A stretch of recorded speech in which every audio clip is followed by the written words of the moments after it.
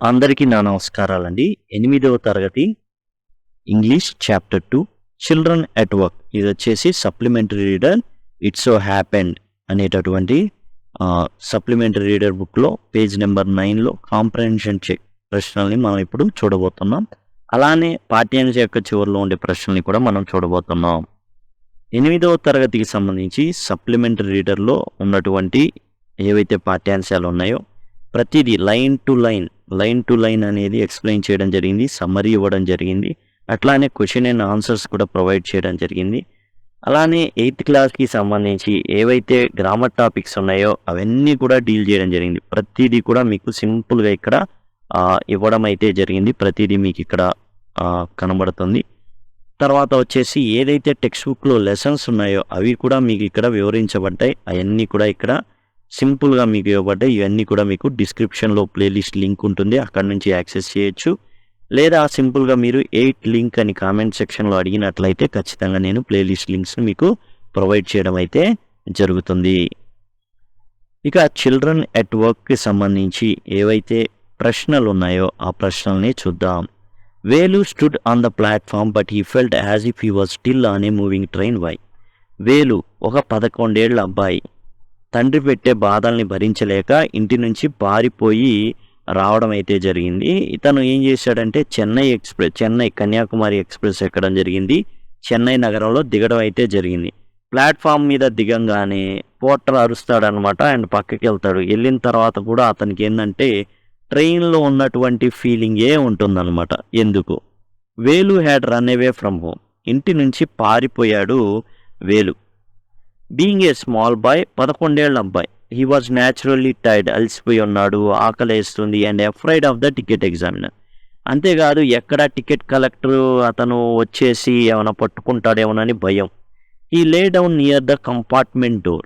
దాంతో అతను ఏం చేశాడంటే కంపార్ట్మెంట్కు ఉన్నటువంటి ట్రైన్కు ఉన్నటువంటి డోర్ ఏదైతే ఉందో ఆ డోర్ దగ్గరే పడుకోవడం అయితే జరిగింది. అయితే అక్కడ పేకాట ఆడేవాళ్ళు ఎవరైతే ఉన్నారో వాళ్ళు ఇతన్ని నిద్రపోనిలా ఎప్పుడు ఏదో అరుస్తానే ఉన్నారు.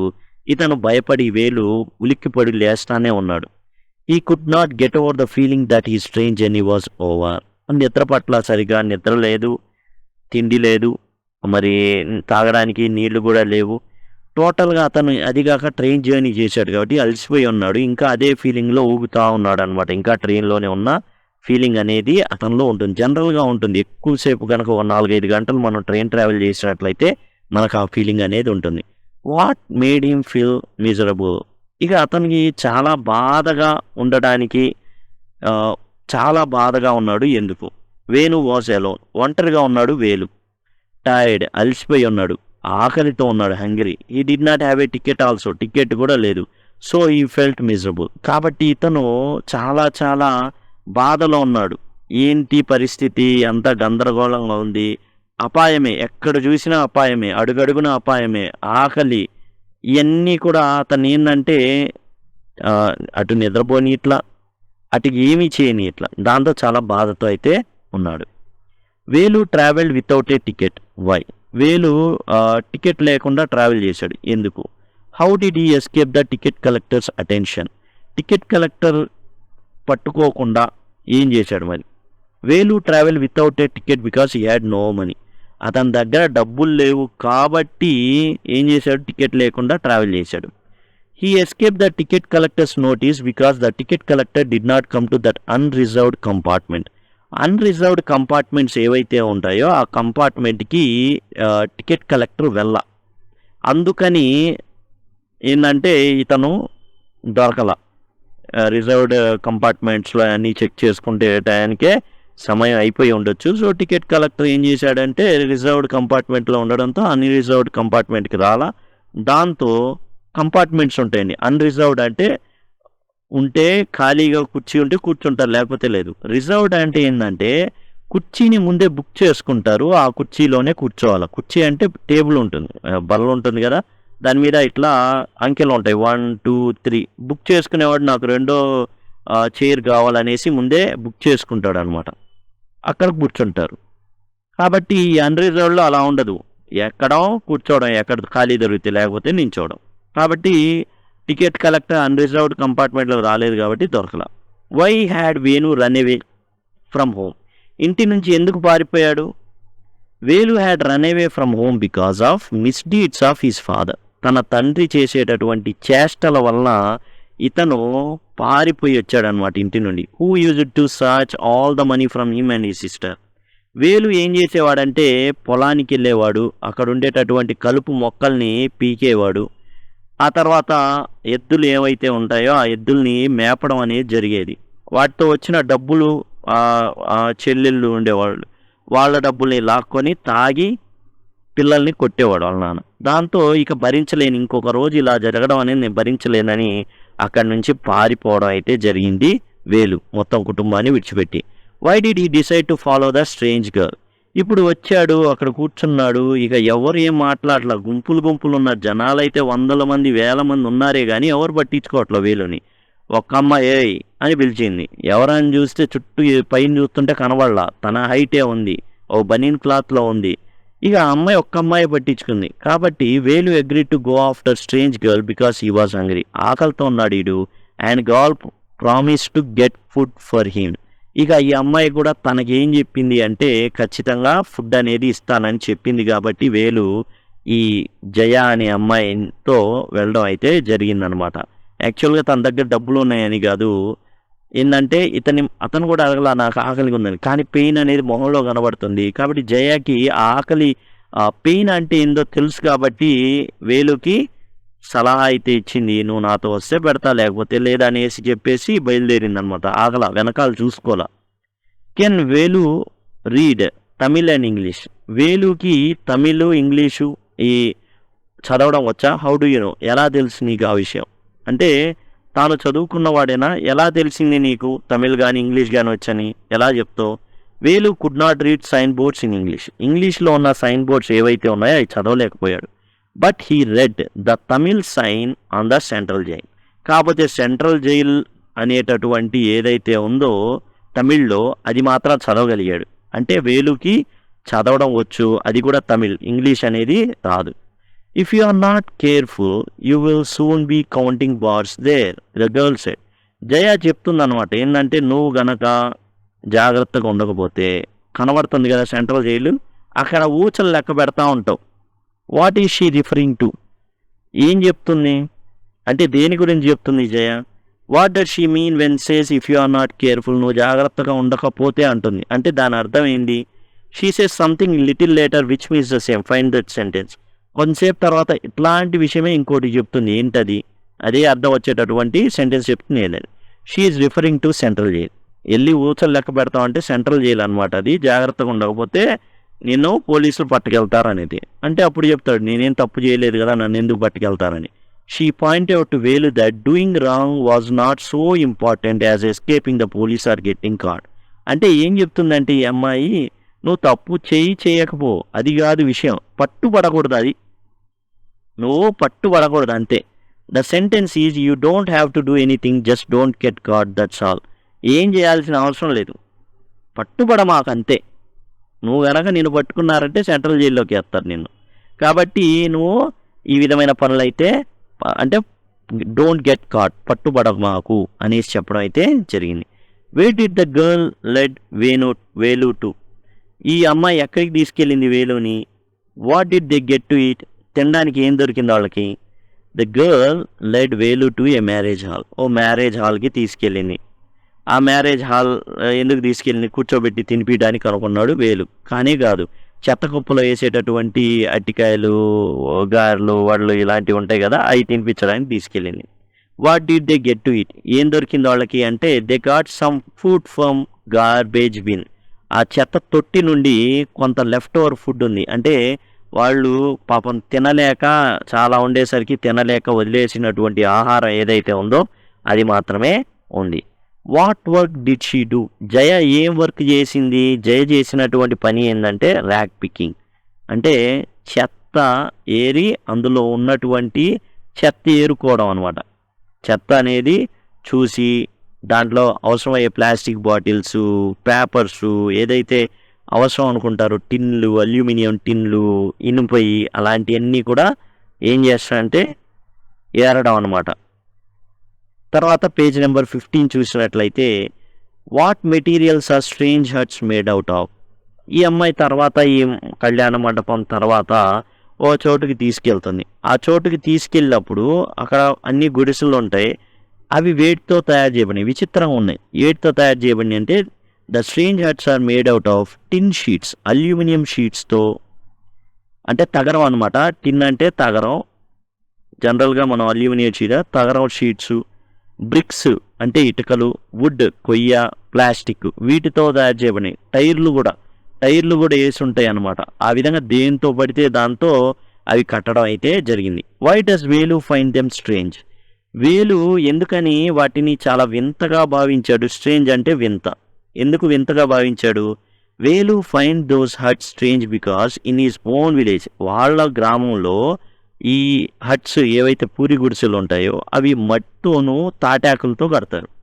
మట్టితో గోడలు, ఈ గోడలు అనేవి ఇలా నించోబెడతారు మట్టితో, పైన ఏమో తాటాకులు చేస్తారు. ఈ విధంగా ఉండేవి.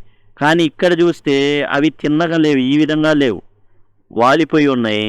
అలానే వాటిని వేటితో తయారు చేశారంటే టిన్ షీట్స్తో, బ్రిక్స్తో, కొయ్యలతో, ప్లాస్టిక్తో తయారు చేయడం అయితే జరిగింది. What's of things did Jaya and children like her collect and what did they do with those things. Jaya and other children like her collected paper, plastic, glass, etc. జయ లాంటి పిల్లలు ర్యాక్ పిక్కర్స్ ఏం చేస్తారంటే వాళ్ళు పేపర్స్ని, ప్లాస్టిక్ని, గ్లాస్ని ఏరుకొని సంచిలో వేసుకుంటారు. వాటిని జామ్ బజార్ జగ్గు అని, లేకపోతే జంక్ డీలర్ ఎవరైతే ఉన్నారో ఈ చెత్త అమ్మేటటువంటి చెత్త కొనేటటువంటి వ్యక్తి, ఆ తర్వాత ఫ్యాక్టరీలకు అమ్మేటటువంటి వ్యక్తి, ఇక్కడ జామ్ బజార్ జగ్గు ఎవరైతే ఉన్నారో అతనికి అమ్మడం అయితే జరుగుతుంది. అతను వాటిని ఏం చేస్తాడు, ఫ్యాక్టరీకి అమ్మడం చేస్తాడనమాట. కేజీ లెక్కన కొంటాడు. Is Velu happy or unhappy to find work, give a reason for your answer. Velu ఇప్పుడు సంతోషంగా ఉన్నాడా, విచారంగా ఉన్నాడా, బాధలో ఉన్నాడా? Velu is not at all happy. చాలా సంతోషంగా అనేది కాదు, అసలు సంతోషంగా లేడు. ఎందుకు లేడు? ఊర్లో ఆవుల్ని మేపుకునేవాడు, ఈ ఆవుల్ని మేపుకోవడానికి తీసుకుని వెళ్ళేవాడు, లేదా కలుపు తీయడానికి పొలానికి వెళ్ళేవాడు. కానీ ఇక్కడ చూసుకుంటే ఏంటంటే చెత్త వేయడం. Velu is not at all happy. వేలుకి అస్సలు ఇష్టం లేదు ఇది. He had never done such a dirty job. దాన్ని డర్టీ జాబ్గా భావించాడు. ఏంటంటే ఇలాంటి డర్టీ జాబ్ తాను విలేజ్లో ఏది చేయాల. ఏం చేశాడు? మట్టిలో పని చేశాడు. అంటే ఏం చేశాడు? పొలానికి వెళ్ళేసి కలుపు మొక్కలు తీయడం, ఆవులు మేపడం చేశాడు. కానీ ఇలాంటి చెత్త ఏరే పనులు చేయాల. Page number 16. ఈజ్ వేలు ఏ స్మార్ట్ బాయ్. వేలు 16వ పేజీలో ఉన్నటువంటి ప్రశ్నలు చూస్తాం. స్మార్ట్ బాయ్ వేలు అంటే చాలా తెలివైన వాడా? విచ్ ఇన్స్టాన్సెస్, ఏ ఉదాహరణలు మనకి చూపిస్తాయి అతను తెలివైన వాడో తెలివి తక్కువ వాడో అనేసి. No, Velu is not a smart boy. Velu smart boy అయితే మాత్రం కాదండి. He runs away from his home to escape his father's beating. తండ్రి కొట్టే దెబ్బల నుంచి తట్టుకోలేక వాటి నుంచి పారిపోయాడు. He felt miserable at the railway station. అసలు ఏకాకైపోయి బాధతో ఉండిపోయాడు రైల్వే స్టేషన్లో. He found himself alone and hungry. ఒంటరిగా అండ్ ఆకలితో ఉండిపోయాడు అనమాట. He accepted rag picking because he was not fit for any other job. అతను ఇక ఏ జాబ్ చేయగలడు? మూటలు మోయగలడా? లేకపోతే ఏ జాబ్ చేయలేడు. కాబట్టి చెత్త ఏరుకునే పనిలోనే అతను సెటిల్ అయిపోవాల్సిన అగత్యం అయితే ఏర్పడింది. Do you think Jaya is brave and sensitive child with a sense of humour. Jaya విషయానికి వచ్చేస్తే చాలా ధైర్యవంతమైన, చాలా సెన్సిటివ్, మంచి అమ్మాయి అని మీరు భావిస్తున్నారా? Find instance of her courage, kind nature and humour in the text. ఇందులో మనం చదివిన దాంట్లో తన సాహసాన్ని, జయ సాహసం, జయ దయ, జయ యొక్క కామెడీ టైమింగ్ గురించి తెలియజేయండి అంటున్నాడు. Yes, Jaya is brave and sensitive girl. Brave girl and మంచి అమ్మాయి కూడా. షీ టేక్స్ పిటీ ఆన్ వేలు. ఎవ్వరికి ఏ సంబంధం లేదు వేలుతో. మూట వేసుకొని ఉన్నాడు, గమ్మున కూర్చున్నాడు, విచారంగా కూర్చున్నాడు, కళ్ళల్లో ఆకలి బాధ ఉంది. ఇలా ఉన్న సమయంలో ఒకే ఒక వ్యక్తి, లేకపోతే ఒకే ఒక చిన్న అమ్మాయి, 11 ఏళ్ళు అదే వయసు ఉంటుంది, అంత అమ్మాయి గమనించి పట్టించుకుంది అంటే she's a good girl. She takes pity on Velu, జాలి పడుతుంది. గెట్స్ ఫుడ్ ఫర్ హిమ్, తన దగ్గర డబ్బులు ఖర్చు పెట్టడానికి, కానీ ఏదైతే చేయగలదో అది చేసింది. She her self earns her livelihood bravely by collecting discarded material and selling there. ఆమె చాలా ధైర్యవంతులని చెప్పుకోవాలి. ఊరికేం కూర్చోలేదు. తాను ఏదైతే చేయగలదో, అంటే తాను ఏదైతే చిన్నపిల్ల తాను ఏదైతే చేయగలదో, ఏదైతే తన మనీ అనేది ఎర్న్ చేయగలదో, చిత్తు కాగితాలు, చెత్త డబ్బాలు, ఇవన్నీ కూడా తాను సేకరించి వాటిని జామ్ బజార్ జగ్గుకైతే అమ్మడం అయితే జరుగుతుంది. She has a sense of humour also, చాలా టైమింగ్ కూడా ఉంది, కామెడీ టైమింగ్ కూడా. She calls the dirty trickle of water Buckingham canal. ఏం చెప్తుంది అంటే మురుక్ కాలువని బకింగ్హామ్ కెనాల్ అని చెప్పడం జరుగుతుంది. ఆ సెన్స్ ఆఫ్ హ్యూమర్ అనేది కూడా ఉంది ఆ అమ్మాయికి. What one throws away as waste may be valuable to others. ఒకళ్ళు చెత్త దేనికి పనికిరాదు అని పడేసింది ఇంకోళ్ళకి చాలా వాల్యుబుల్గా ఉంది ఇక్కడ. Do you find this sentence meaningful in the context of this story? ఇప్పుడు చెప్పినటువంటి ఏదైతే one throws away as waste may be valuable to others, ఒకళ్ళు వ్యర్థం ఇది వదిలేసింది మిగతా వాళ్ళకి చాలా వాల్యుబుల్ అన్నది ఈ కథలో కరెక్ట్గా అనిపిస్తుందా? ఎలా? Yes, the plastic, the paper and rusty metal sheet. Plastic కానివ్వండి, కాగితాలు కానివ్వండి, అలానే తుప్పు పట్టిపోయినటువంటివి షీట్స్ కానివ్వండి, జనరల్గా మనం ఏం చేస్తాం, throne away by the people, ప్రజలు ఇసిరేస్తారు వాటిని బయట. Become valuable to rag pickers. ఈ చెత్త ఏరుకునే వాళ్ళకి మాత్రం ఇది చాలా చాలా వాల్యుబుల్ అని వాళ్ళు భావిస్తారు. They eat left over food for survival. బ్రతకడానికి వదిలేసినటువంటి ఆహారాన్ని వాళ్ళు తింటారు. They sell junk food to some dealer to earn there livelihood.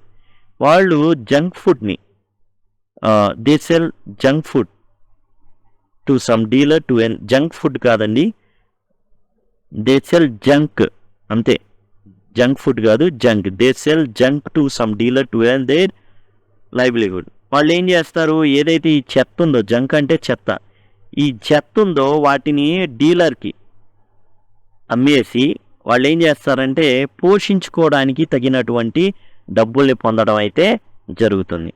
ఈ విధంగానే ఎక్స్ప్లెనేషన్ అనేది వినాలి అనుకుంటే మీకు ఇప్పటికే మొబైల్ చూస్తున్నట్లు ఈ కార్నర్ నుంచి ఈ విధంగా వస్తూ ఉంటుంది, ఐ కార్డ్స్ అంటారు. ఇప్పుడు ఒక 10 సెకండ్స్లో మీకు ఎండ్ స్క్రీన్స్ వస్తాయి. వాటి ద్వారా టోటల్ సిలబస్ని యాక్సెస్ చేయొచ్చు. లేదా సింపుల్గా మీరు 8 లింక్ అని కామెంట్ సెక్షన్లో అడిగినట్లయితే మీకు నేను లింక్ అనేది ప్లేలిస్ట్ లింక్స్ అనేవి ప్రొవైడ్ చేస్తాను. Thank you, thanks a lot.